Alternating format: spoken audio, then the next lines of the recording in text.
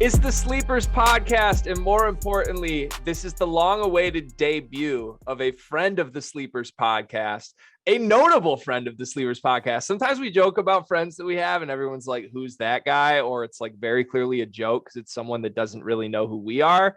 Kevin Sweeney is actually a friend of the Sleepers podcast. This is Sports Illustrated's own Kevin Sweeney. You've seen him on the Field of 68 After Dark. You've read his work at Sports Illustrated, and you've seen him with the Sleepers at Big Ten Media Day, where we met for the first time. He's a noted Bird scooter supporter, and he made some time for us tonight. So, Kevin, thank you so much for being here, dude. How you doing? Good, man. Appreciate you guys having me on. I know I was slandered a little bit when I was told that, quote, no one wants to read your interview with Kevin Warren. So I was boycotting the Sleepers for a bit, but when the text came, I said, I have to show some support to my boy. So we're here. I'm glad we could work past that, Sweeney. And just for your information, that was a torn thing for the Sleepers. I was very interested to see what had to be said. Greg, on the other hand, was a little more hard-headed about it. But if Sweeney's putting it out there, I'm gonna read it. That's just what it is. That's why I'm team part. I think, to be honest, the quote was not "no one wants to read your article about Kevin Warren." I think it was "no one wants to read anything about Kevin Warren," because damn well Carter and I intentionally skipped Kevin Warren's press conference at Big Ten Media Day. It is what it is, but I would read anything that Kevin Sweeney writes, and that's why we're all on a podcast here together today. I have a game, spoiler alert for the rest of this episode. I have a game that I'm going to mercilessly force these two to play with me. That's one of the dumber things I've come up with in a while. We're going to assign some college basketball bowl games. If a comet just came down and wiped out the NCAA tournament and college basketball went the bowl game route, these are the bowl games that I would personally nominate 16 teams to. So we will talk about those. But first, fellas, we have to acknowledge what is happening in the sport right now, which is we're getting ravaged by COVID-19 yet again. We have cancellations everywhere. It's hard to even look at a schedule and see what games are coming because they are all getting postponed or canceled. It seems like every single day. Carter, I'm going to throw it your way first because I can see the sadness on your face, my friend. How do you feel about all of this? Yeah, I'm going to use a quick TikTok reference for all my TikTokers out there. College basketball. Come to Coney Island, take a spin on the Cyclone. I miss you. And that's what I do. I miss college basketball. I miss coming home. I miss watching games. I miss watching teams compete. This whole COVID situation needs to be figured out.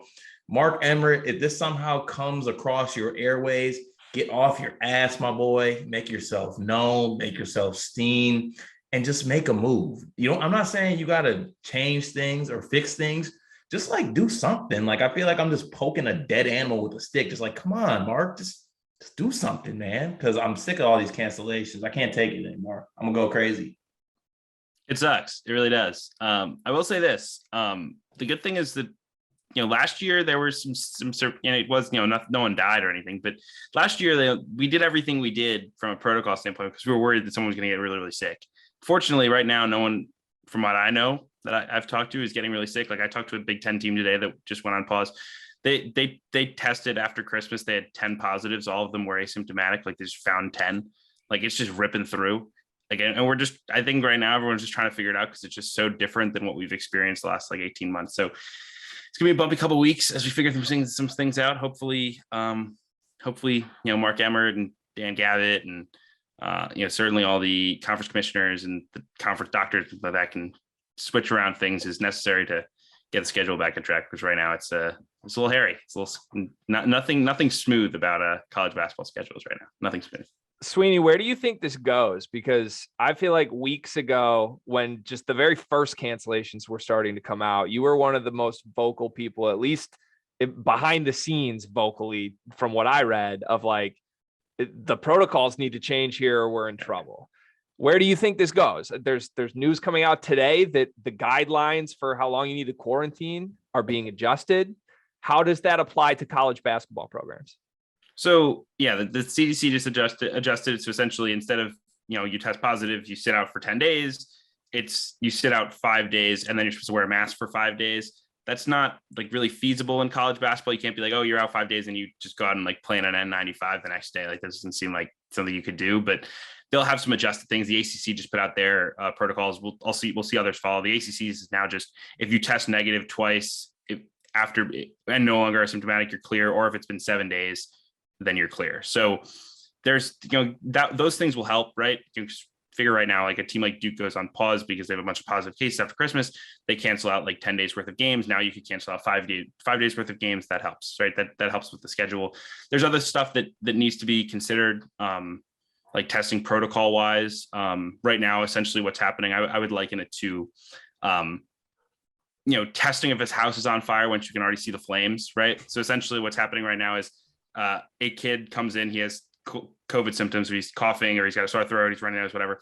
And the trainer says you should get tested. The trainer tests the kid is positive. Okay, now we test the whole team because they've all been in contact with the player. We find like 7 asymptomatic cases. Now the team's on pause for 2 weeks. Right. So that's like the common story you hear when you talk to coaches around the country. So the question is, how can we like adjust that? Some people say, okay, we stop testing asymptomatic people altogether, like even if they've been in contact. I don't know if that's the right answer, but it's something that's been discussed. We'll see what it goes. My guess is what will happen is we'll see how, like, the NCAA and the conference commissioners will see how the next 2 weeks or so go with the shortened isolation period, see if that's enough. And if that's not enough, then maybe, further adjustments can happen. I think the biggest thing though, and I've tweeted this, like I said, last year was all about health and safety. We were worried about someone getting sick. Right now, it feels to me more like a logistical issue. Like we just can't find a way to not have a team have 10 positives at a time, but we're not really worried about those 10 positives. We're not doing anything to stop those 10 players from being positive. We're filling the stands. We're letting kids go wherever they want. They're going to class, they're going to the movies, they're going to, the bar, whatever. They're not doing anything to protect themselves. They're just like, oops, we have 10 positive. We have to shut down for 2 weeks. So like, how do we adjust our protocols to allow ourselves to play through that? I don't know what the answer is, but it's what's being discussed right now. And hopefully the isolation period shortening simplifies some things a little bit, at least in the medium term. Yeah, it feels like discussions happening is what matters at this point. If we're not all the way to adjustments already being made, the fact that it's being talked about is good. It's crazy to think about this being the third college basketball season in a row that is affected by this, right? We lost March Madness 2 years ago. Last year, somehow we got to the finish line. It was a very curvy road to get there, but we got there. This year was very smooth start, and all of a sudden, the new variant comes up and here we are. But I think, as you mentioned, it's all about, can we get the new rules to reflect the new state of this variant and the reality of the phase that we're on of learning how to live with this and cope with this and continue to not suspend games for people that aren't even showing symptoms. And that's what we will see. My wishes go to all players in this. I still can't imagine being a college basketball player. Like, how would you even go through this? Like, whether you are positive, negative, or just asymptomatic, symptomatic, whatever, like trying to be a student athlete in today's world must be the hardest thing to possibly do. I can't imagine. So kudos to those going through this. And I really just hope we get some games here again soon so that Carter Elliott can be happy again. True. And that's tough being a college basketball player and having a good game and having to go back to your dorm afterwards. Yikes. But mask up, wash your hands, and maybe the NCAA should hit up Sweeney, because I feel like he can get to the bottom of this. He's got the answers if they want to listen. I don't know if they're willing to listen. Are you going formal, like, write-in ballot Kevin Sweeney for a role in the NCAA? I will 100% spearhead the campaign to make it happen. I don't want that job. I'm good with my job. You do have a pretty cool job, though, for the record. So, like, I don't blame you there. It's great. All right, let's move on a lighter note here to my stupid game. So we're gonna play the bowl game. And how this is going to work, I sent a text to these two about an hour ago that has 8 names of 8 fake college basketball bowl games. I'd like you guys to alternate and go one by one and pick one of those 8. And when you have selected one of those 8, I will then read you a description or a statement that comes from the sponsors of said fake bowl game. From there, I would like the two of you to guess who got the invite to this game. There are 2 teams for each game. And then the 3 of us will discuss who would hypothetically win this matchup. Would we be excited for this matchup? And anything important that we need to talk about either of the teams in this matchup. Some qualifications that went into this. I did clearly put some time and effort into this. All of these teams have to be top 100 Ken Pom teams. You don't get a bowl invite for being a horrible team. So these teams have earned their way here. And all of these teams have not played each other up to this point in the season. That, at least, that I am aware of, because I did not fact check myself, but I don't believe any of these teams have played.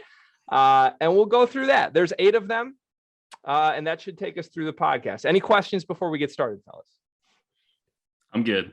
I'm good. I'm glad you put all this time and thought into this, G. Because if it was up to me, God knows what the hell we would have been talking about. But I appreciate you. Hey, we got to play our roll cart. It is what it is. All right, let's have our esteemed guest Kevin Sweeney pick first. Which bowl would you like to start with here? Let's start with the Publix Eat a W Bowl. All right, so that is the Publix Eat a W Bowl, and I'll give you the little statement from Publix on this one. Publix is pleased to honor the two winningest programs this college basketball season. There's no time to eat an L. We've only got room for W's. Sweeney, you go first since you nominated this one. What two teams am I inviting to this bowl game? Well, I would think that Baylor, the defending national champions and undefeated, but they're in the top four. So it's not Baylor, I think. So there are three, to my knowledge, 12-0 teams: LSU, USC, and Iowa State. I'm assuming it's from that trio. I'm going to say it's LSU and Iowa State. You got one of two. You got LSU. LSU has been invited to the Publix Eat a W Bowl. Carter, you want to guess the other one? Use your deduction here. Sweeney was pretty close. He laid it out pretty well for you. He did. Let's see here. I'm gonna go with. I think you're overthinking this card. Yeah, I mean, come on, dude. Yeah, I'll be honest because I wasn't paying attention to what Sweeney said at the last part of that. All right, it's LSU and USC. Jesus Christ, Carter. This is as bad of a start as we could have had. High-level podcast. I'm sorry. I had an ESPN notification come across my phone. I got a little action on the Miami Dolphins game. I'm sorry. Let me put this to the side a little bit. I'm sorry. The Dolphins are up 10-0, by the way, because I know the thing is, Greg, I usually don't look at my phone when we're podcasting because of stuff like that, but I also had our texts up of all the bowl so I could see that. So I apologize. How dare you disrespect Kevin Sweeney? We'll get you back for that at some point during the show. But yes, I've invited USC and LSU to the Publix Eat a W Bowl. Sweeney, your reasoning was correct. Baylor is not invited to this bowl game because presumably they have made the Final Four, which we will get to at the end of this. Just like the college football playoff system, in the Greg Waddell playoff system here, there is a Final Four playoff teams. USC and LSU are both undefeated. USC and LSU, to me, this season are two teams that I still don't truly believe in. I believe in LSU, I think, more than I believe in USC at this point, but I would be pretty shocked if either of these teams made a Sweet 16. And I'd love for one of you two to convince me that I'm crazy or that I'm wrong for that. Sweeney, am I wrong on either of those? I mean, I keep looking at LSU's defensive KenPom number and being just like completely baffled. And I get that the personnel is really good. It's guys that should be really good defenders. They're long, they're athletic. You know, they want to be in passing lanes, things like that. But like Will Wade's defenses have been dreadful for like 4 years. And all of a sudden he just shows up one morning. He's got, you know, top one KenPom defense. Doesn't make any sense. So I'm skittish, but still sort of in on LSU is like at least like a top 15-ish team for now. And we'll see how SEC plays. I'm definitely not as in on a USC. I get that they're scrappy. I think Mobley's really good. I just don't see that, you know, I think on this program, or either it might have been Field 68 where I believe Carter said that Drew Peterson looks like Greg Waddell. And I think that's a little true for me to not think that USC is a top 10 team. I just can't see a team with Greg starting in the starting five as a top 15 caliber team. Yeah, to be fair, that's not a good thing for USC. I'm willing to admit that. I looked up LSU here. They do have the number one defense on KenPom, which is crazy. They have not beaten a team ranked in the top 50 on KenPom, which obviously means they haven't played one either. Their best win right now is against Belmont, who, don't get me wrong, Belmont's a solid team and LSU blew them out. But like beyond that, an overtime win on a neutral floor against Penn State, a 14-point win against Wake Forest, a 9-point win against Louisiana Tech. I just feel like this is maybe, I don't know, a sheep in wolves clothing right now to flip it. I just don't really think either of these teams is for real. Carter, if you had to pick LSU or USC, which team has a better shot at making a Sweet 16? I think I'd pick LSU just because One, because of the defensive strengths. I mean, obviously, like Sweeney said, I can't believe that they actually are doing it. Like, I thought the only thing Will Wade was good at was cheating and getting away with it. But obviously, he can actually teach some defensive principles and get his players to buy into playing defense. And with the whole USC thing, like, as good of a college player that I think Isaiah Mobley is, like, is an Isaiah Mobley being the best player on a college basketball team, a Sweet 16 team? I don't think so. I just don't really buy into the whole Drew Peterson and Ethan Anderson like hype. It's just not really there for me. It's not a team that I can really get behind. At least LSU has some players that I think can, they're honestly fun to watch. I think they, when they play defense and they get out in transition, it's very fun to watch. I think they obviously need to play some better competition, but if I had to pick between the two, I'm definitely rolling with Will Wade and the crew. So I just pulled up USC's schedule. They don't play. They probably haven't played anybody yet, have they? San Diego State, Washington State, the two top 50 teams they beat. They also beat Utah. They don't play another top 50 team until February 5th when they play Arizona. They play Arizona and then they get UCLA twice in February and March. There's a very real chance USC just kind of sleepwalks their way to 20-0 before they even get to that Arizona game. I don't think that happens just because I think it's hard for any team to go 20-0 no matter who they play, but it's not exactly like they're going to be thrown into the gauntlet in the Pac-12, maybe the way the LSU team will in the SEC. At least there's going to be some night in, night out battles there. All right, so are we consensus here that if LSU played USC in the Publix Eat a W Bowl, we would all be leaning LSU to win that game? Yeah. Yeah. Also, that would be an 11 a.m. bowl game too, by the way. Yeah, good point. All right, congrats to the LSU Tigers, the Publix Eat a W Bowl inaugural champions. Carter, I'd like you to select our next one from the list that I sent you. Where do you want to go? Let's go with the White Claw Uber Bowl. All right, we're going to talk about the White Claw Uber Bowl. Here's the official statement from the White Claw Uber Bowl. Pick and roll, Marching Madness, White Claws and Uber. The White Claw Uber Bowl extends an invite to two teams who are ready to bring their own party to the big dance. Carter, what two teams have received an invite to the White Claw Uber Bowl? Okay, so one has to be Gonzaga. Gonzaga has been invited to the White Claw Uber Bowl. Okay. And then the other, it can't be Duke, right? You tell me, my friend. Duke. It's not Duke. Qualifications, you probably were sleeping through that part as well. Teams that have not played each other this season. Sweeney, you want to tell them who I'm going with for the White Claw Uber Bowl? I don't even know if I don't have another guess. I mean, Gonzaga and Gonzaga and Duke were the two obvious Uber jokes. I feel. Wait, Syracuse. Not Syracuse. Come on, we're close. We're close. This was a preseason DUI for the record. Oh, Kansas, Jalen Wilson. Jalen Wilson, thank you. Gonzaga and Kansas have been invited to the inaugural White Claw Uber Bowl. Folks, this would be a good matchup. Like, this is like in college football where the team that just gets snubbed from the playoff comes out and they feel like they got something to prove. Gonzaga and Kansas, two legitimate Final Four contenders, two teams that legitimately do have a problem with driving while intoxicated. I think Gonzaga is a little bit better than Kansas from my perspective right now, but I also feel like I've just forgotten about Kansas, full disclosure. Don't feel like I've watched a ton of Kansas this year. Like, I watched them in the Champions Classic. They look great. And then I've score watched for them pretty much the rest of the non-conference. Like, I know they're good. I just don't know that I think they're great. Carter, where do you stand on these two teams? I mean, to echo what you said, this is a great matchup between two teams that I think are in contention, two teams that I think could like make a Final Four and win it all. Because I think that Ochai Agbaji is one of the best players in college basketball right now, that he doesn't really get mentioned as much as I think he should, but he is having an unreal year. He's scoring, he's being aggressive, he's still playing the defense that he plays, and he plays the game the right way. And I know you don't like Scooter Braun, but Scooter Braun has been playing well this year. Remy Barton has bought in so far to Bill Self and just been himself, and it's actually working with this team. I like their parts. McCormick is just a good old, college big that plays his role, and you can count on him to play hard. I like this Kansas team a lot, and I think that they are a very dangerous team.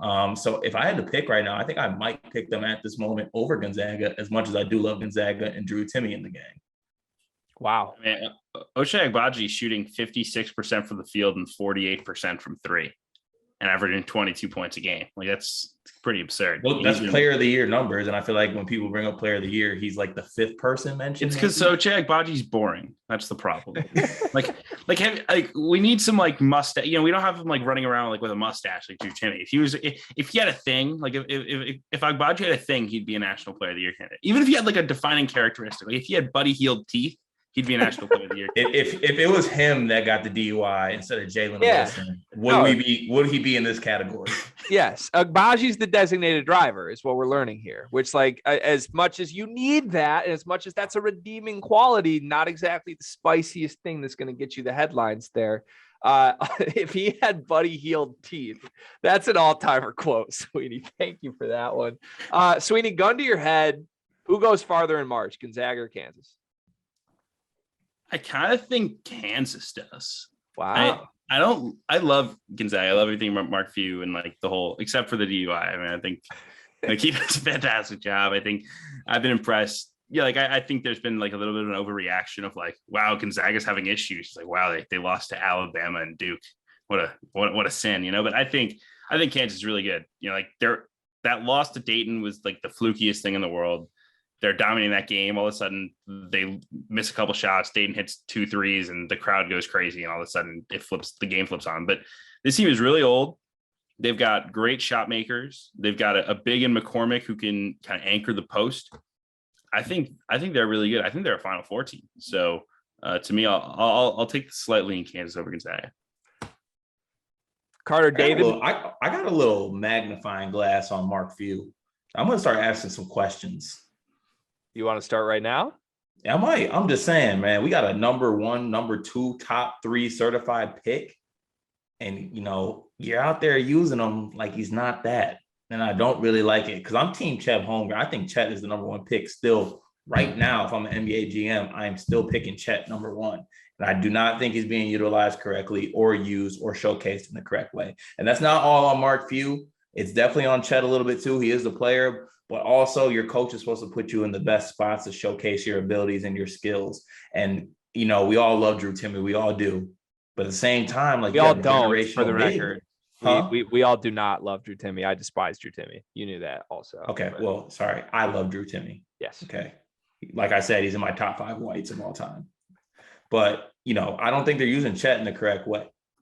I don't think they are either. But I also think like, I don't think that him not using Chet in the right way has hurt Gonzaga. Like, I think that's on Chet for going to Gonzaga in the first place. Because when he committed there, I was like, this sucks. He committed to a team that doesn't need Chet Holmgren to be the best version of Chet Holmgren in order to have success. Like, maybe they get there. And obviously Chet Holmgren being the best version of himself would help them. But like, I don't know. I don't know that they need Chet to be like what the best college version of Chet would look like, even for them to have, like, it's Drew Timme's world. Chet Holmgren is like what, the 3rd option on that team, and it is what it is because they're a really good team. But like, that kills me. Like, what would Chet Holmgren look like at a different school? I don't even have one off the top of my head. But like, if he just went to like a top 15 team that wasn't Gonzaga, doesn't he look totally different numbers wise?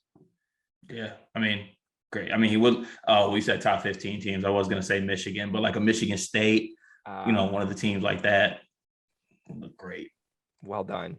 Carter, for some reason, every time someone says David McCormick, it makes me think of like a center that you would have been benched for in college. And like, you'd be grumpy because you feel like you're more talented than him, but he's just solid. Am I crazy for those vibes? Not really. I mean, yeah, kind of. But like, I also know that there's no way that David McCormack as a whole is bringing everything that I am to the table. All right. Good to know. Gonzaga or Kansas in the White Claw Uber Bowl, who wins that game? I'm going to say Gonzaga does. I'll take Kansas. I'll take Kansas as well. Wow. Okay. Point for the Jayhawks. Sweeney, it's back to you. Where you want to go next? All right, we got to get to the Battery Daddy Urgent Care Bowl. All right. This is the Battery Daddy Urgent Care Bowl. Battery Daddy is delighted to extend an invite to 2 of the most bipolar teams in college basketball who may have been on life support early, but are just one simple spark away from reaching their preseason expectations. Folks, these are 2 teams that have underwhelmed that I still believe in. I can't shake myself. And Battery Daddy's going to help me get there. Sweeney, who am I talking about? Man, this is hard. I want to say Illinois is in this mix. I feel like they're like the type of team where they've been a little bit underwhelming. They haven't won any big games, but still have Kofi. They still have these guards. I feel like they're an interesting pick there. I'll say Illinois, and I'll say Texas. Illinois and Texas. While both of those teams would apply, neither of those received the invite to Too bad. Battery Daddy Urgent Care Bowl. Carter, any thoughts here? Damn, I definitely thought Illinois was one of them. Illinois has been too good. Illinois has been too good. Is Memphis one of the teams? Oh, Memphis, yeah. Memphis is one. Memphis Come on, is Cart. one, and Come on, Cart. and then the other team is. I honestly thought that Illinois was a given for this. Okay, Cart. Who's the team from a betting? No, Michigan. Not Michigan. Who's the team from a betting perspective with daily picks that I cannot shake? I keep falling for the trap. Who is it? Alabama. It's Oregon. It's the Yeah, I knew it was Oregon as soon as you. Okay, no, I knew it was Oregon. that doesn't apply because they don't have a pulse. I think they do. I think they do. I think the If Baylor game was their fault. If I went and got my battery daddy right now and hooked it up to Dana Altman, it will be flatlining. They are done. No. Dusted, dead duck, put them in the air, boom, boom, dead, gone. Now listen, man, the Baylor game was their pulse. I have no idea how they went toe to toe with the best team in the country and gave them a legitimate shot for 40 minutes. And they did. Okay, you're giving them a participation banner because they went toe to toe on that ugly ass court with Baylor and they still lost. Did you not see the shots? They were like, if Davion Harmon plays half as well as he did that game on a foggy Thursday night at 11 p.m. Eastern time on the West Coast against California, like Oregon is an 8 seed in the NCAA tournament. That team lost by 50 on national TV to Barcelo in the game. It wasn't on national TV, I'm pretty sure. At least I had a conflict because I didn't see it. That's I think that contributes though. Like I think about this all the time. Because it's impossible for all of us to watch every game, especially for the first month and a half, our views are entirely shaped by like a game or two and whatever Ken Pom says. And the only Oregon team only Oregon game that I've really seen a lot of was the game I was at, Houston, Oregon, the first game of the Wednesday of the Maui Invitational. And Oregon was just dead on arrival. Like they were so dreadfully bad. They didn't look like they wanted to be there. Their culture looked terrible. Like their Quincy Guerrier basically just like tapped out with 10 minutes to go. He's like, I'm done here. I'll leave. Like it's so hard to shake that feeling without, and again, like it's not like the results have drastically changed in their favor. Yeah, maybe you feel better about it after the Baylor game. Yeah, I trust Dana Altman in March to get it going, but like the team kind of feels at large or bust right now. So I think they have a pulse. It's a very faint one. The talent is there, but the complete lack of fight that I saw from them against Houston will linger in my mind for the rest of the season.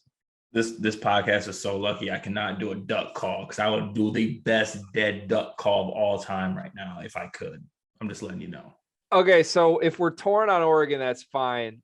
Memphis, regardless of what you think of the Tigers, they got a little spark and a little heartbeat just from the fact that Houston got like 17 injuries over the weekend. Like by default, Memphis could be the favorite in this conference now. Is that crazy to say? Who's their coach? Penny Hardaway. It is kind of crazy to say then. You're not buying this after the Alabama win? Nah. What can they do to prove to you that they're at least a team? Like, they're a tournament team regardless, right? Whoa. I think they're tournament talent, but like their resume has some flaws here. Yeah, I mean they already got some bad losses. Do they not? They have bad losses for sure. They also have a good win. I'm worried about, I think they'll get in, but like the fact that they won't now, Houston may not wind up being like a top 15 caliber opportunity for them on their schedule. And maybe the conference season you want to playing like 14 games instead of 18. Like, I think it's gonna be harder. I do think they probably sneak in the NCAA tournament, but it's gonna be close. It's gonna be really tight. I will say this: I've been in New York, so I've been able to get on my my sports book and gamble. But if I had been able to, when I saw the Sasser injury news, I would have absolutely tossed a couple bucks on UCF as a AAC conference future. Just like see if I can roll the dice. There's like someone has to win the league, right? I think it's probably still Houston, but if Tyler Edwards is out for a while, and he's got he's in a boot right now. Their best guard is Jamal Shed. Could you pick Jamal Shed out of a lineup, Carter? I honestly, I could, because I am Houston's biggest fan. I'll let you know that, Sweeney. I really could. But this isn't about Houston for me. This is about Memphis. Like, they are gonna shoot themselves in the foot. This is a ticking time bomb. I'm still convinced. That was a great game so that they can lean back on and be happy for a little bit. But I'm telling you, this is a toxic situation. This is bad girls club level toxicity. If I pronounce that correctly, this is a ticking time bomb that is going to blow. There's way too many personalities on that team, way too much stuff going on. And Penny is not the coach to keep that shit all cohesive and together. She's going to blow. Okay. Oregon, Memphis, quick rapid fire, 1-word answer. How many of those two teams make the NCAA tournament? I'm saying 2. 1. Wow. I'm not even going to let the people know who you think that one is. We're just going to go to silence there. Well, maybe this will tell people. Oregon or Memphis, who wins the Battery Daddy Urgent Care Bowl? Oregon. Dana Altman, Penny Hardaway. Good. What? Oregon, and hammer the under.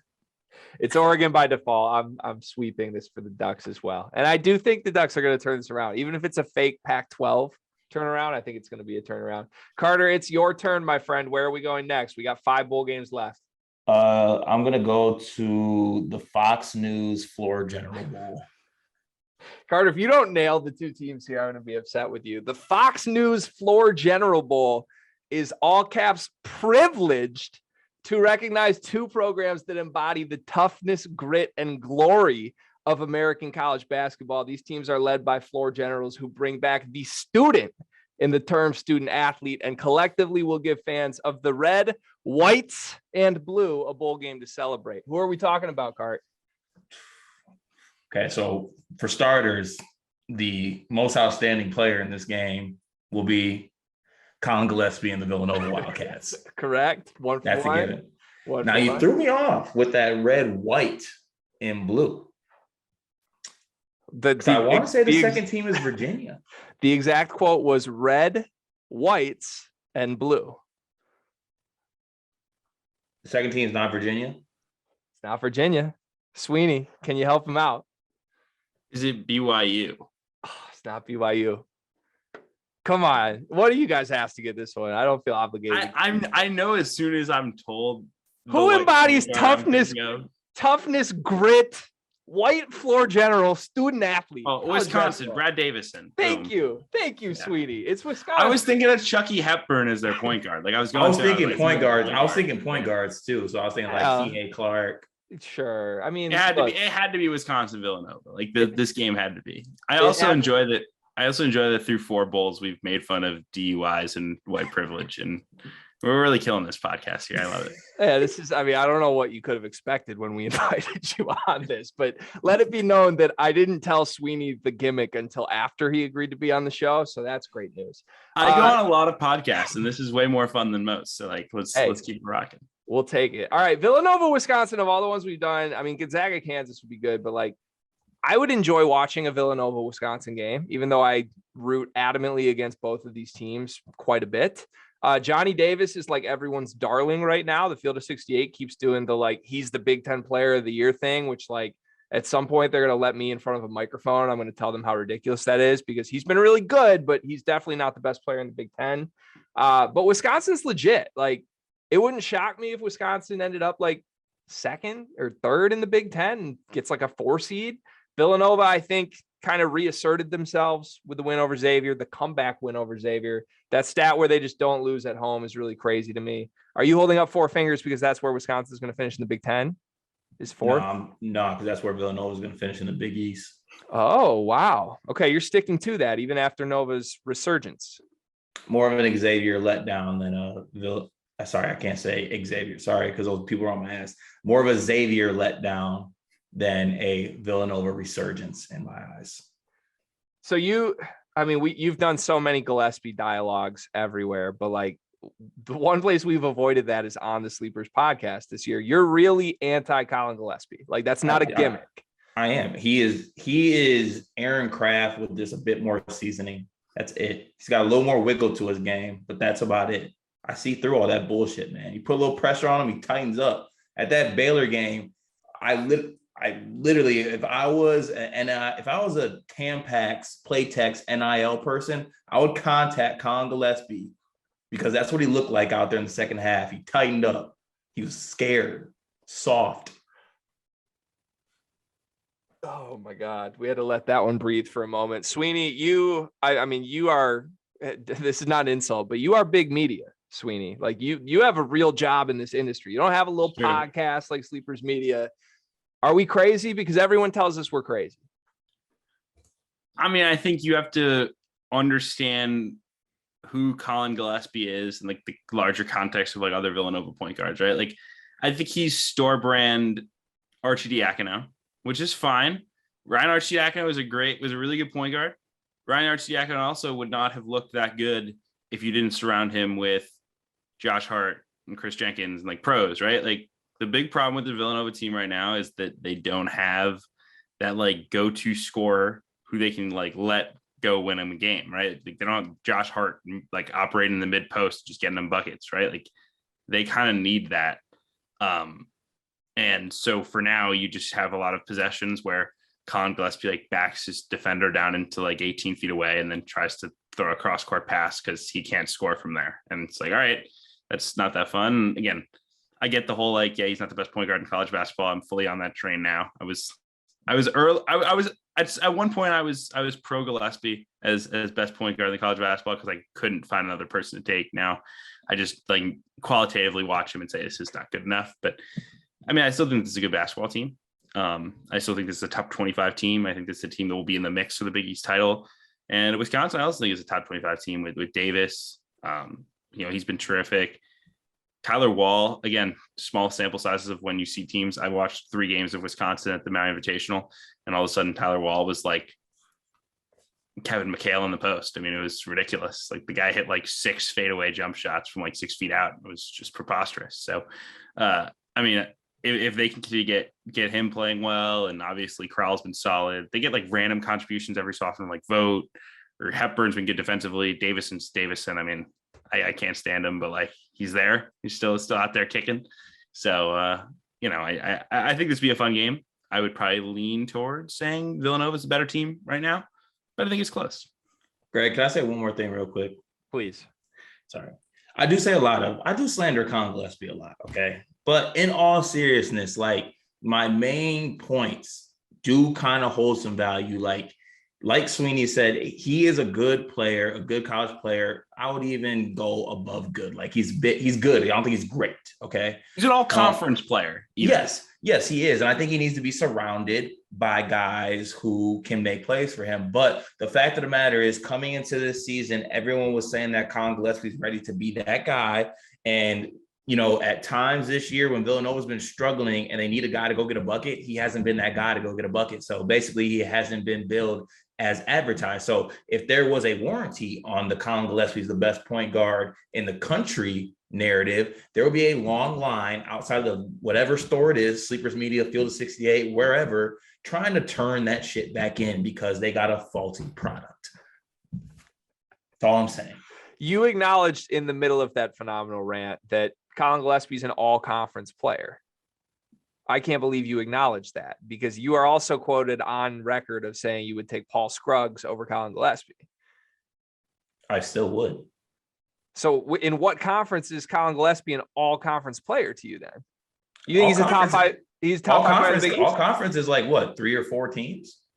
Yeah, okay. I think Carter's saying he's like a second or third team all Big East guy. Okay. All right.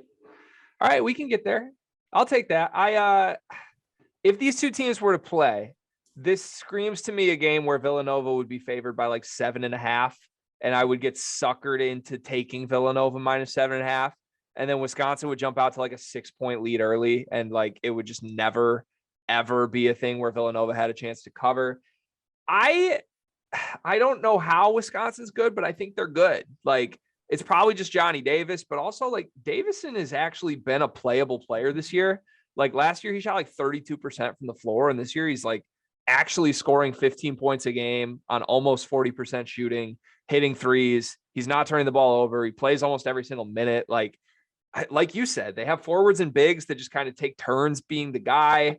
I can't believe Greg Gard is doing anything good, but somehow they're good to me. So if these two teams played, I think I would take Wisconsin. Who has a higher ceiling in March? I'm going to take Wisconsin because of Johnny Davis. And I want you two to answer that question as well. Who has the higher ceiling come March, Villanova or Wisconsin? Johnny Davis, Wisconsin, slightly. Yeah, Johnny Davis, Wisconsin. And I think that Wisconsin would cover in that game. I would not touch money line. Okay. Carter, if Jay Wright looked like Greg Gard, do you think that Villanova gets all the same love that they constantly get, like always a top 10 team? Not a chance. Jay Wright's handsomeness goes a long way. Long way. Thank you. I've been saying that for years. All right. So does Wisconsin win that bowl game, or am I the only one who gave a pick there? I'm going Wisconsin. I'll take Villanova, but I think Wisconsin has a higher ceiling. Yeah, I'll take Villanova. Wow. All right. So Kyle Gillespie gets to cut down the nets at the Fox News floor general. But in that game, it wouldn't be Gillespie. It'd be more Slater because Chucky would have Gillespie in the absolute torture chamber. Just letting that be known. We could only be so lucky to have Villanova, Wisconsin in March. And who knows, maybe we will get that. We're only halfway through this bowl game. So I'll try to keep this moving a little quicker on the second half. Sweeney, where we want to go next? There's 4 left. We gotta do the Indeed.com Job Security Bowl presented by Ancestry.com. This is my favorite bowl game name of this gimmick. This is the Indeed.com Job Security Bowl presented by Ancestry.com. And we are honored to bring together 2 college basketball programs whose coaches' job security is outwardly solidified with a family culture, yet deep down a fresh start would do both teams wonders. Sweeney, who are we talking about here? A lot going into this one. Outwardly solidified. There's no way in hell Sweeney guesses this. This is so hard. This is a riddle. This is a true tongue twister. My hunch would be someone like Fran McCaffrey at Iowa would be like a good prediction here. Like I know we think the Big Ten themes. Is Fran one of them? Ding, ding, ding. Fran McCaffrey is number 1. And if you get number 2, this is gold star for Kevin Sweeney. This is so hard. I feel like, yeah. I mean, the problem is who should get fired, but is not close. I don't know. Mike. I think I know. Notre Dame. Cart, bring it home. Before Cart. Arizona State Hurley. Oh, no, incorrect. I was excited about that though. I don't know if Arizona State qualifies as a top 100 KenPom team. Let's see. This is a team who should be top of mind, folks. Family atmosphere. May have played today in the one game that was played today. Oh, that's tough. We got Syracuse, folks. It's Syracuse, Iowa in the Indeed.com Job Security Bowl presented by Ancestry.com. Look, Jim Boeheim's been horrible. And I get that Jim Boeheim will never be fired because he's Jim Boeheim. But Jim Boeheim literally murdered someone. And we just let that happen and we moved on. And now he has both of his sons in the starting lineup. And now they're 5-5. What are we doing with Syracuse right now? I don't understand how anyone's letting this slide. I will say, I mean, beyond the car accident thing, how many places that consider themselves perennial top 25 programs, let's ignore the NCAA tournament success, would be remotely okay with the fact that since the 2014-15 season, Syracuse has missed the NCAA tournament 3 times and has never been better than an 8 seed. It's kind of crazy to think about. The program stands for mediocrity right now. And the only thing that stands in between that is the fact that they just kind of randomly they've made 3 random second weekend or better runs in the NCAA tournament. Random runs. Random. There's toxicity. There's toxicity. I will say I cannot endorse any Fran McCaffrey slander as a proud Siena guy, as a proud former Little League teammate of Patrick McCaffrey. True story. Cannot endorse any Fran slander. That said, I understand your point. I think at the same time, the fact that Iowa's like perennially in the mix being a NCAA tournament team feels like the ceiling there. It's done a great job. They go dancing. They just had a 2 seed. I don't think there needs to be any movement on Fran. Yeah, maybe he underwhelms the talent wise. Maybe he doesn't go deep in March, but like, how much better is Iowa really doing? Yeah, I think you're right there. I think my take on Fran, as someone who's been a longtime Iowa fan and supporter, like I actually believe that Iowa basketball could be a sleeping giant. Like they should get every kid from Iowa. And I know there's not many kids from Iowa, but they should get every single kid from Iowa. Like just give me the best kids from Iowa every year and see what happens. I just feel like deep down Iowa fans can't say with a straight face that they like or trust Fran McCaffery, no matter what he does. Like I feel like there's tension there. The same way there's tension at Syracuse with like every story that comes out about Jim Boeheim's program right now is horrible. Like the whole Kadari Richmond nonsense. Like Boeheim can't even say with a straight face good things about his own players right now. It's funny for me to watch. And in a hypothetical world where like a bowl game matters, this is like the first weekend bowl game where it's like 2 bad teams. Well, Iowa's they're 10-2 right now. So like they've had a good record. We'll see what happens in Big Ten play, but it's like a stylistic matchup that would be pretty fun. The Iowa offense against the 2-3 zone. I would pay good money to attend that bowl game if I had nothing. Iowa would score 110 points in this game. I'm just saying, you just said you would pay good money. I'd rather shit in my hands and clap than watch a Joe Toussaint and Joe Girard PG matchup. Are you kidding me? That is garbage. And Iowa would win by 20 plus too, by the way. Carter, Syracuse stinks. They're bad. I watched a little bit of Syracuse Brown, and like I just could not believe how many wide open shots the Syracuse zone was conceding. Like it's literally like high school basketball. It's like, all right, throw it to the high post, like up fake, penetrate, kick to the corner, wide open 3 every single time. It's gonna get torched if they played a non-mid conference. Neither one of you think there's any sleeper potential with Syracuse? None whatsoever. They got Buddy Buckets, so like obviously like out of body experience, which could easily happen. It has happened. We've seen it happen, but otherwise, nah. They're 167th in KenPom defense. No thanks. Somebody has to be the second best team in the ACC, and Syracuse is a long way away from that right now. But I like Buddy. And I weirdly like Joe Girard. Second best team in the ACC? Oh, you're drunk. Okay, third. I'm sorry. I forgot North Carolina. You're still drunk. If it's them or Wake Forest, I could be talked into Syracuse. I'm just saying. Carter, can you give me the name of Syracuse's head coach real quick before we move on? Boeheim. Nice. Good work. I'm proud of you. That's the first time Carter Elliott has ever correctly pronounced Jim Boeheim's name on camera.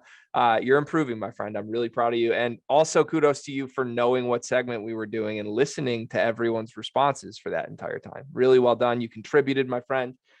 So you're all on Iowa, I assume, for this one? Iowa beats Syracuse head-to-head? Yeah. Yes. Me too. Iowa clean sweep. Cart, 3 left. Where you want to go? Man, let me go. I'll go with the Amazon.com Salvation Army Bowl. All right, this is the Amazon.com Salvation Army Bowl. Amazon and Salvation Army are still confused about why they're being paired together, but collectively they are proud to present fans with a matchup of 2 fantastic teams who could not be more intrinsically different in style of play. This is a tough one to guess. Okay. I'm going to go, is Alabama one of the teams? No. Okay. Then I'm completely thrown off. I'll tell you what I did for this one. How about that? I literally just sorted by tempo on KenPom and found like the best decent team that plays very fast against the best decent team that plays very slow. Okay. Arizona versus Texas. Bingo. Good job, Sweeney. I'm just fast on KenPom, so I wouldn't have gotten it otherwise. Yeah, good work. That was too hard of one to guess, but a game I would really enjoy seeing. Everybody's super high on Arizona right now. They just had the whole Tennessee. I'm going to call it a debacle because I honestly do think it was a debacle. Like they just didn't play for the first 2 media timeouts. And then they were like, oh shit, there's a game going on. And then they were what everyone expected them to be in that game. And like, I get that happens, especially on the road, but also like, I would just love to see like a team we think could be the number 1 team actually show up in the big game when they're supposed to be the number 1 team.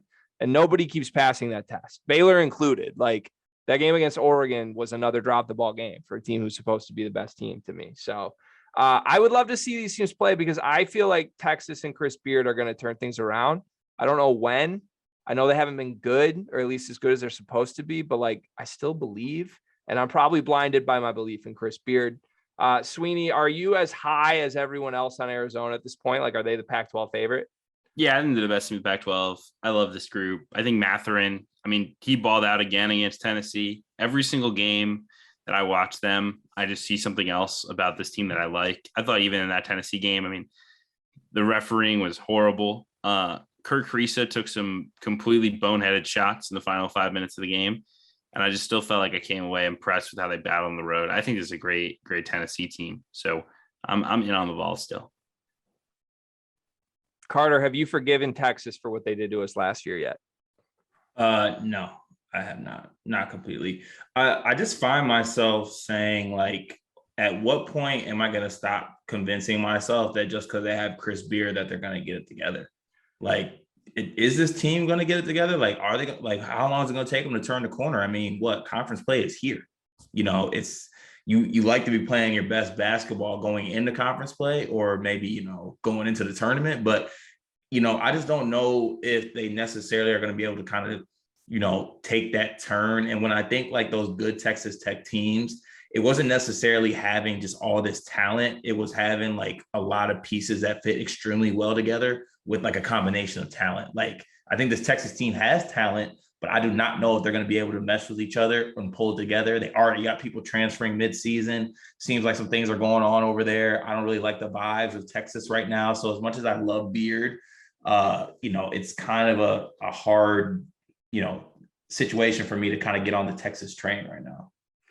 Carter, you have a ramping up agenda that I can sense that I don't even know if you realize this. Can I tease this to you on an agenda I think I see coming from you? Sure. You have an agenda against these quote unquote up and coming elite coaches. I've heard some rumblings from you about Nate Oates. I've heard some rumblings from you about Chris Beard. Am I getting the sense here that you kind of want to call out these coaches that haven't won anything yet, that are starting to get the love, like they're the elite of the elite? No, I love Chris Beard. That's not this is not really slander to Chris Beard as much as Texas as a team. As far as how his team is put together, I don't really necessarily like it. It just doesn't really work for me. Nate Oates, on the other hand, there's some things that maybe need to be talked about. Okay. I mean, he dresses extremely nice and plays really fun basketball, but sometimes you got to shine that turd a little bit and it still stinks. Okay. That's all I'm saying. Like the agenda hasn't come full circle yet. The dialogue has not started yet, because I still think Nate Oates is a really good coach. But also, like, if you want to, you know, word to Dennis Green, you want to crown his ass, go ahead and crown his ass. But he's got to show me first. Okay. I wasn't sure if Chris Beard was going to be lumped into that group yet. Apparently not at this point. That's fine. Sweeney, does Texas factor into the Big 12 race at all, or no? I don't think they're good enough to win the league. I will say it's kind of, I find it interesting. You know, Beard talked about like modernizing things offensively and like playing more ball screens. Like, is it at all concerning to people that Texas's offense is mediocre right now and they're 356th in tempo?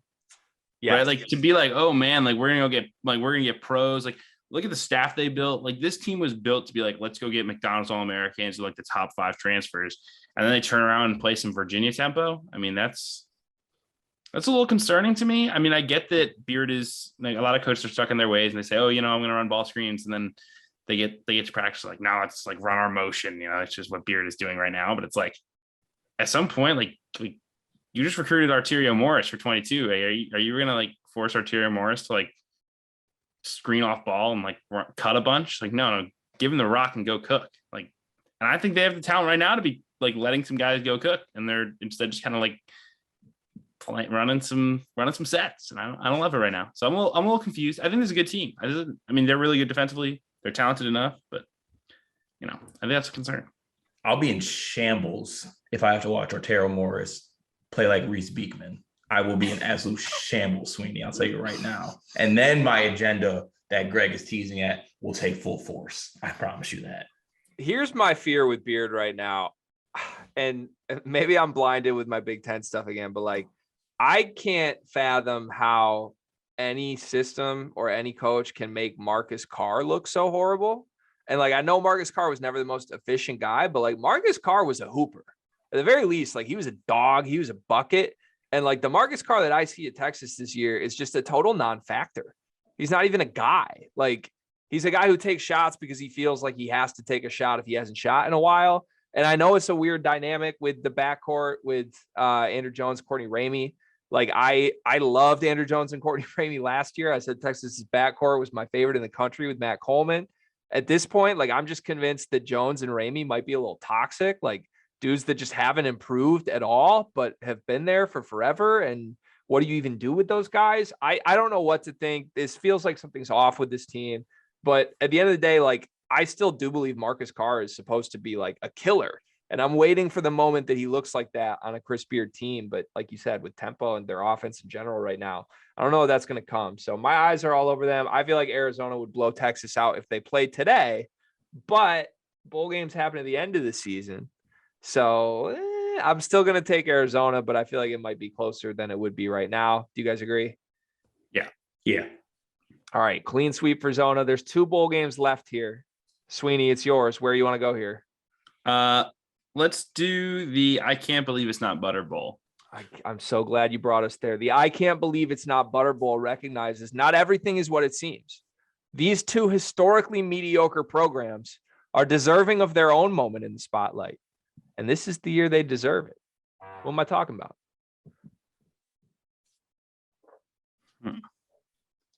Historically mediocre. Oh, historically mediocre, Kevin Sweeney. This is like a hard definition. You know, like is historically mediocre, you know, like Purdue, or is historically mediocre Auburn? You know, like I would think that you are pretty familiar with this historically mediocre program. If we're pulling the Wildcats into this, I mean, I feel like you could consider them below mediocre. Like I would consider Northwestern historically bad, but I'll take it. Northwestern won. And then who else is historically mediocre, but maybe a little bit on the come up here? The second one's a little less historically mediocre than Northwestern, but I would still consider them historically mediocre.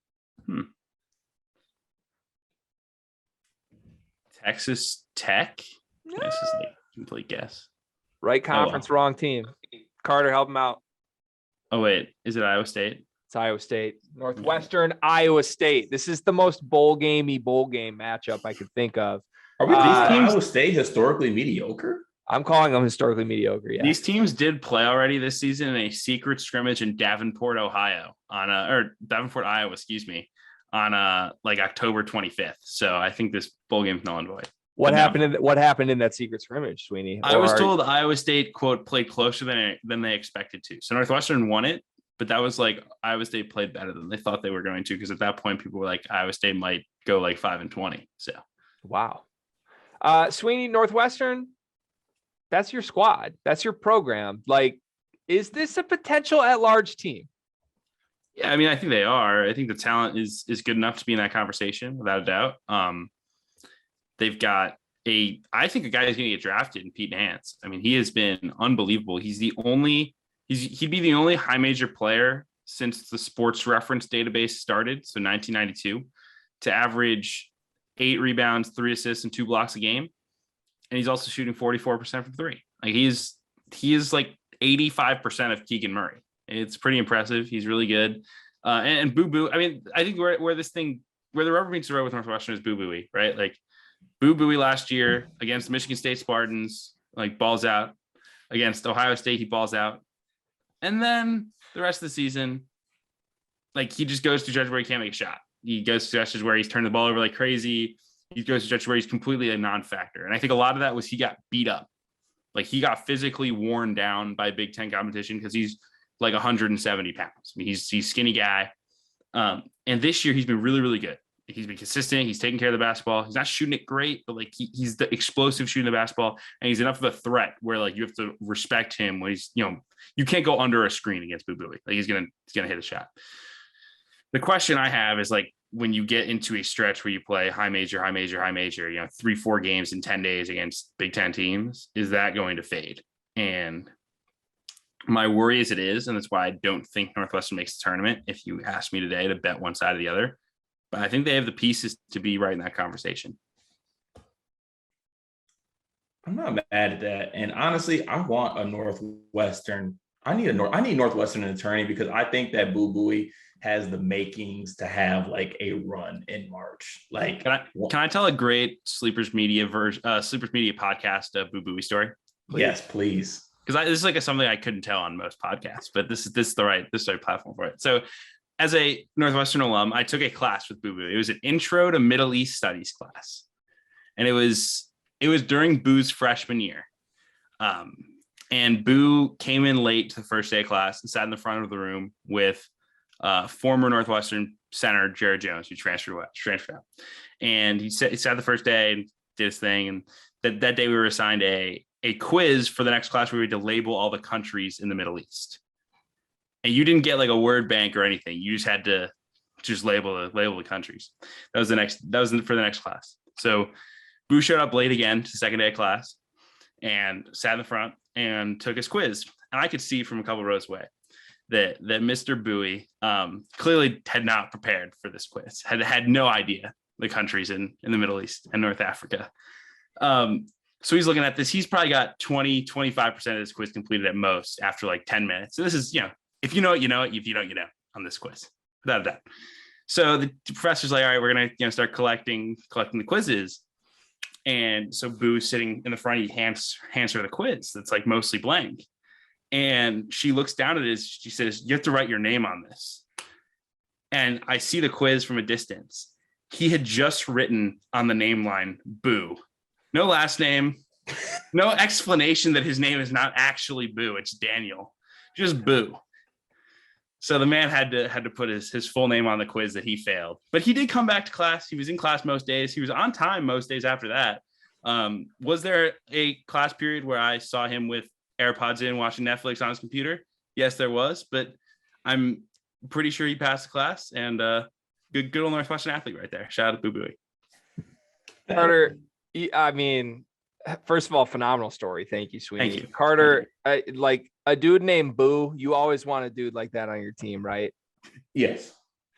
Also, 100%. we've seen firsthand our Boo Buie story. We've seen hashtag nightclub Boo on a Thursday night in Chicago. Like we've seen that up close and personal the night before a game. So I was going to say, like, Sweeney, you talking about he went hard against Ohio State. He went hard against Michigan State. Then he took his ass to the club in Chicago and went hard the last 2 years whenever they're not playing those schools. So I'm rooting for Boo Buie. I love that. Boo Buie is much cooler than your average Northwestern basketball player. I feel like he's not like a John Sherna, It's like literally he goes by Boo Buie. Like that's all you need to know. That is an elite name that is needed for March. And also Pete needs his respect as well. I love Pete. Yeah, Pete's a friend of the pod. One of my favorites from Big Ten Media Day. Saddest moment of Big Ten Media Day by far was when Northwestern came out. And I forget the other two teams that were there with them, but like nobody went to Northwestern's booth at all.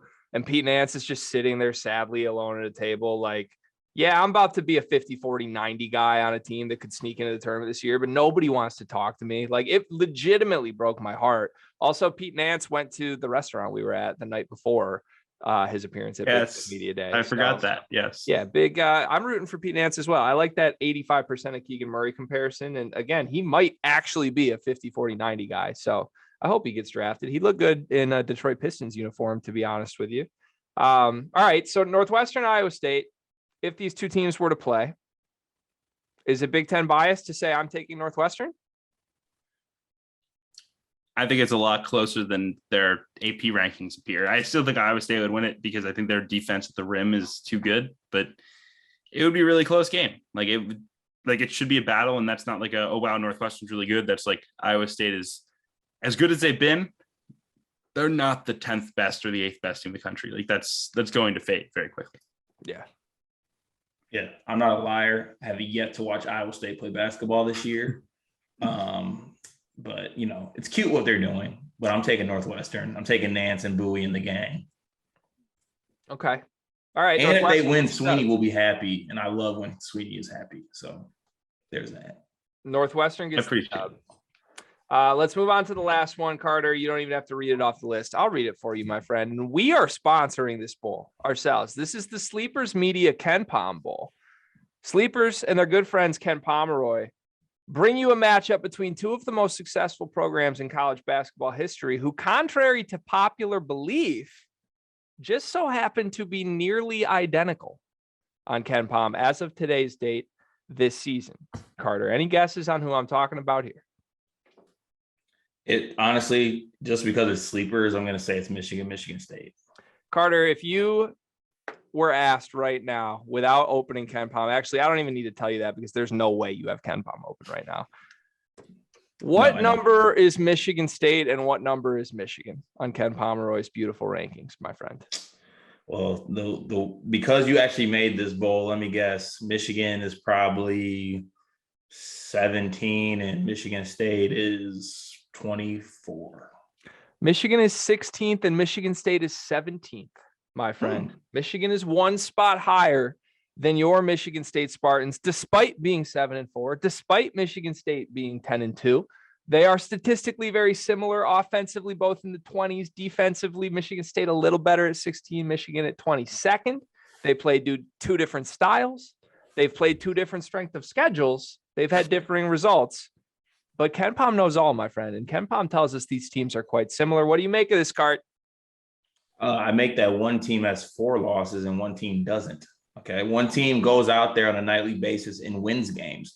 One team beats Minnesota. One team loses to Minnesota at home. It's just, like Meek Mill said, there's levels to this shit. There's Michigan State level.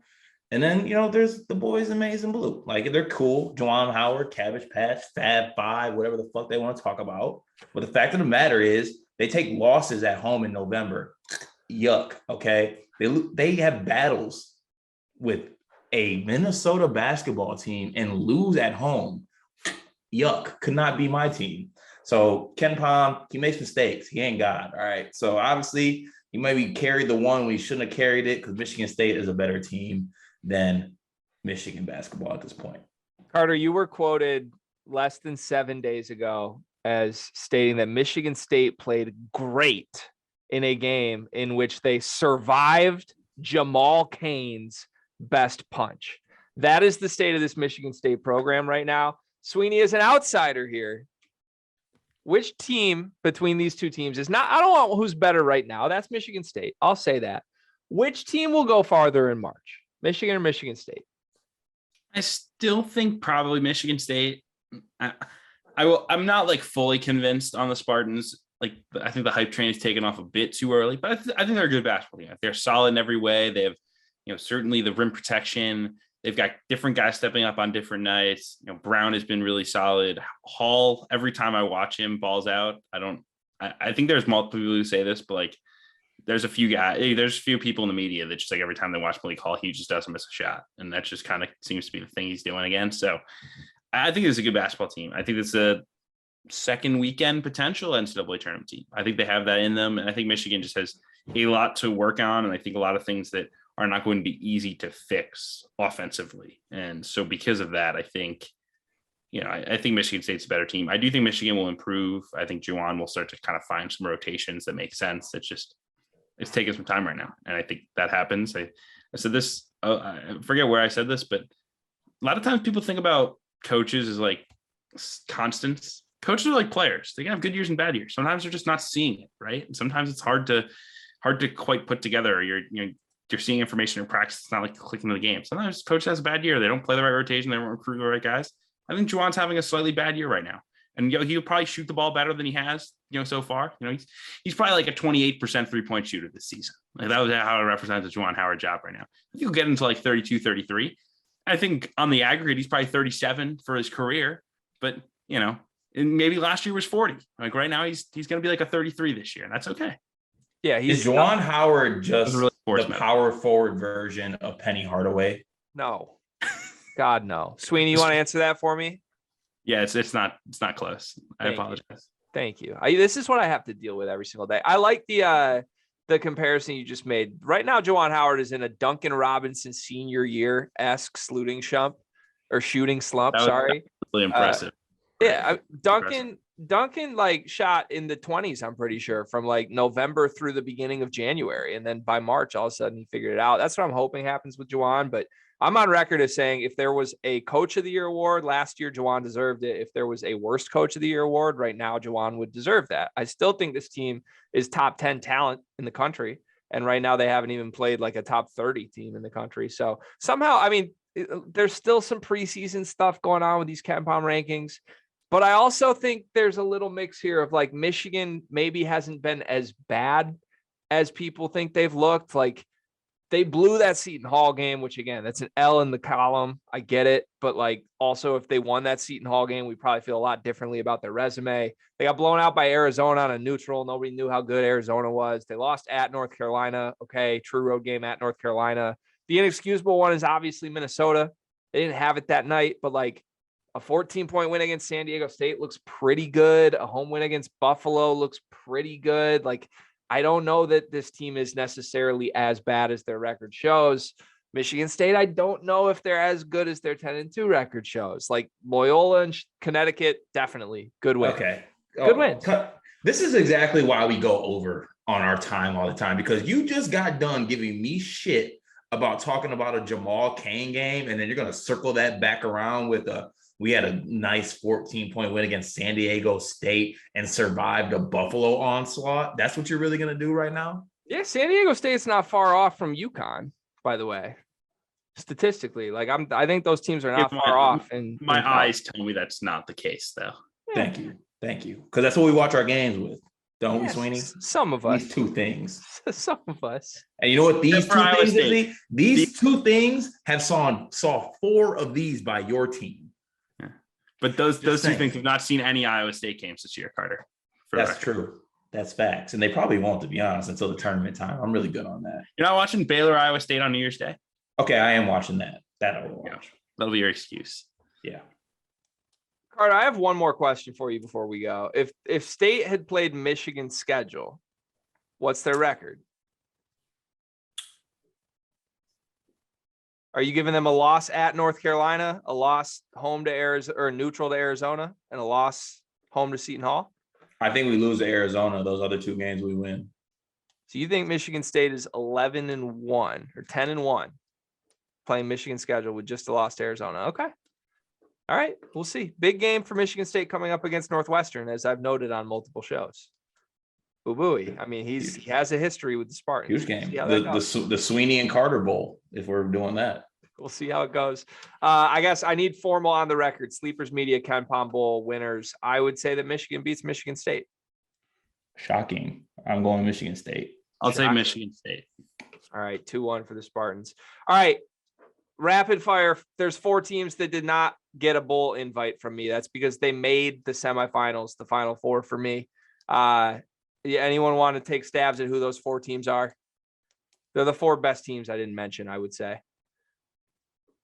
Baylor, Purdue, Duke. 3 for 3. I don't know who the 4th would be. It's not Houston. UCLA? Thank you, Cart. It's not Houston. Houston was disqualified by injury, sadly. All right. So the way I've broken this up, here's my Final Four, folks. I got Baylor versus UCLA in the Sports Illustrated Bowl. And I have Duke versus Purdue in the Field of 68 Bowl. A couple shout outs to a couple people I like there. Let's just go one by one and predict those games, and we can do a midseason national champion. Baylor versus UCLA. Give me Baylor. Yeah. Baylor would put Johnny Juzang in a torture chamber. Yeah, Johnny Juzang does not want to see Kendall Brown. I'll tell you that right now. Give me Baylor. Nobody wants to see Kendall Brown. He's one of my favorite players to watch in the country right now. All right, Baylor moves on. Duke versus Purdue in the Field of 68 Bowl.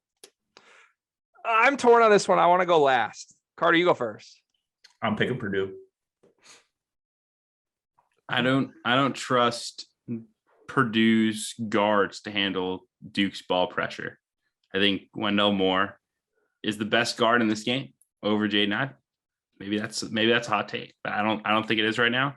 Wow. As long as Paolo Banchero can stop sweating in the second half, I think this Duke team is better than this Purdue team right now. Wow. Okay, so I've been on record saying that this is the year Matt Painter breaks through and finally gets the credit as an elite coach in college basketball. But I think that breakthrough will result in a Final Four this year, not a national championship. So I'm going to take Duke.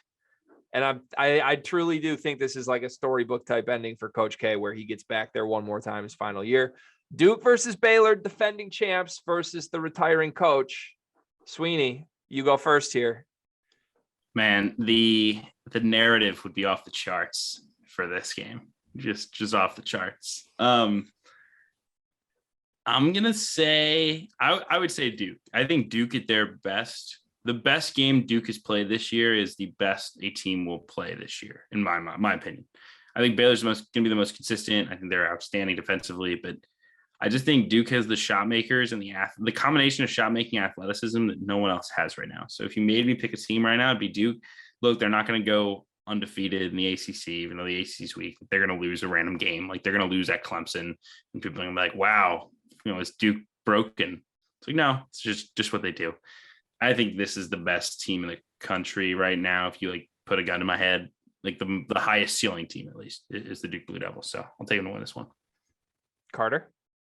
I'm going Baylor in this one. Couple reasons on this. One, the absolute joy it would bring me to watch Coach K leave the floor for the last time as a loser. That would really bring me joy. I'm sorry. It is what it is. Also, the fact of the matter is Duke is an extremely talented team. And I do think Wendell Moore is one of the better guards in the country. But to me, he's like their swing man. He's their three. I think people are overlooking the fact that their starting point guard is still Jeremy Roach. And that, that Trevor Keels Champions Classic game was cute as hell. But now he's shooting like 30% from the field, three, and not even shooting that well from the 3-point or from the free throw line as well. And it's about to get cold outside. He's going to have less walking going on. He's going to get he's going to put on that winter 15, get a little chunky again. Yeah, I'm going with Baylor in this game. Okay, so here's where I struggle. I think Baylor is the better basketball team. I cannot mentally get myself to a point where I see back-to-back national championships for Scott Drew and Baylor. I just don't think it happens. Like, I think maybe in March, come bracket time, like I might pick them to lose sooner than the title game just because I can't see it depending on matchups. And in these hypothetical matchups I brought to the table, really like Baylor's chances. But like, I can't mentally get myself there. I don't think this is a dynasty. I think this Baylor's team's really good, but I don't think they have the guard play to repeat as champs. And I don't think they're the best team in the country right now. I think if I could trust that Paolo Banchero is not just going to like disappear into the tunnel for 15 minutes in the second half, I would think this is Duke running away. I really do, but I don't trust that that's going to happen. Like, his whole sweating thing is ridiculous to me. Somebody get a medic on that situation before we get to March, because I'm just going to get annoyed if that actually happens in the NCAA tournament. And Carter, your point about Trevor Keels is a great one. Ultimately, the one name we haven't mentioned with Duke is Mark Williams. And Mark Williams has been surprisingly dominant in a way I didn't expect from him this season, especially when he's been thrown up against other really prestigious front courts. I don't think you talking about Zed Key's son? Maybe here or there. You could argue that EJ Liddell had a big say in that game against a couple freshman wings on the Duke team, maybe more so than Mark Williams, but it is what it is. I don't think Mark Williams is going to be spooked in March, and they have Banchero and they have Coach K. So give me the storybook ending. Give me the Cinderella voodoo fairy tale, la la la, da da da, as Carter Elliott would say. Duke Blue Devils are the Sleepers Podcast midseason national champions. Are you sick to your stomach about that, Cart? It seems like I can't believe that one shining moment playing as Coach K walks off the floor for the last time brings you joy.